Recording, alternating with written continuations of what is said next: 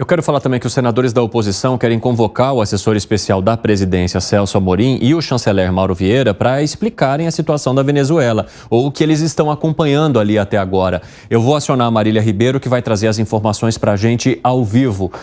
E eles criticam, os parlamentares criticam justamente o fato dessas figuras ainda não terem se manifestado, né, Marília? Conta aí. Bem-vinda.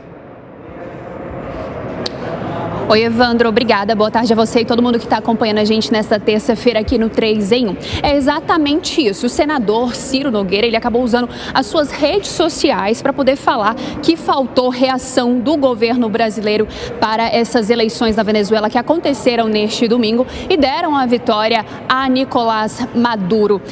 A eleição, ela vai continuar respingando, mesmo que tenha acontecido lá na Venezuela, aqui no Brasil, como você disse no início da nossa conversa, Evandro, senadores da oposição devem convocar alguns participantes do governo do presidente Lula, como, por exemplo, o ministro das Relações Exteriores, Mauro Vieira, e o assessor de assuntos internacionais do governo, Celso Amorim. Ele que acompanhou essas eleições lá na Venezuela, ele chegou lá na sexta-feira e já retornou ao Brasil nesta terça-feira pela manhã. A expectativa é que agora à tarde ele se encontre com o presidente Luiz Inácio Lula da Silva. Então, essas convocações devem acontecer lá no Senado Federal. A líder do PP, a senadora Tereza Cristina, também usou as redes sociais e reforçou essas convocações e acrescentou também a embaixadora do Brasil lá na Venezuela, Gilvânia Maria de Oliveira. Ela também deve ser convidada a prestar esclarecimentos lá no Senado Federal. Essas convocações devem acontecer no início do retorno dos trabalhos, que acontece logo no início dessa próxima semana.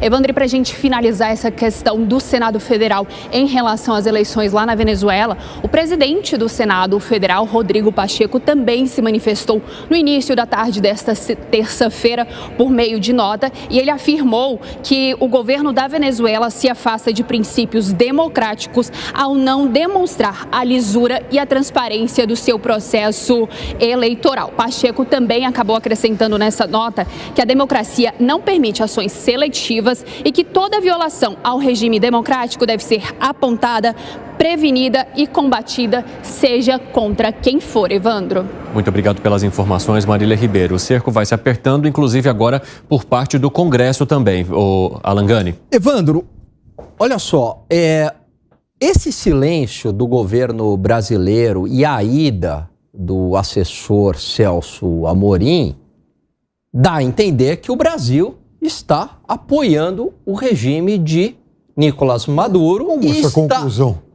Porque o silêncio, ele é conivente, Piperno. O Brasil tem que se manifestar, esse que é o ponto. Todo mundo se manifestou, lógico que há silêncio. Não há silêncio, o Brasil inclusive pediu as atas, o Brasil está conversando. Vai vir ata lá falando, nós fraudamos. Ou seja, o Brasil exige exatamente documentar que isso foi ilegal. O Brasil está conversando com os Estados Unidos para quê? A fim de quê? Isso é silêncio? É óbvio que não. São os dois atores mais responsáveis e relevantes no fronte externo. Bom, eu espero que o Brasil se manifeste logo, porque caso contrário, fica parecendo que essa posição do governo é a posição do Brasil e não é a posição do Brasil, porque o Estado brasileiro não é representado apenas pelo governo federal. O Estado brasileiro é representado pelo Congresso, é representado pelo Supremo. E aí há instituições que evidentemente são contra o que aconteceu na Venezuela. Tenho certeza que até o próprio TSE. E aí como é que fica? O governo federal indo numa direção e as demais instituições públicas de Estado em outra direção? Por isso que eu acho que é correto o Congresso tomar essa frente e pedir explicações aos membros do Executivo.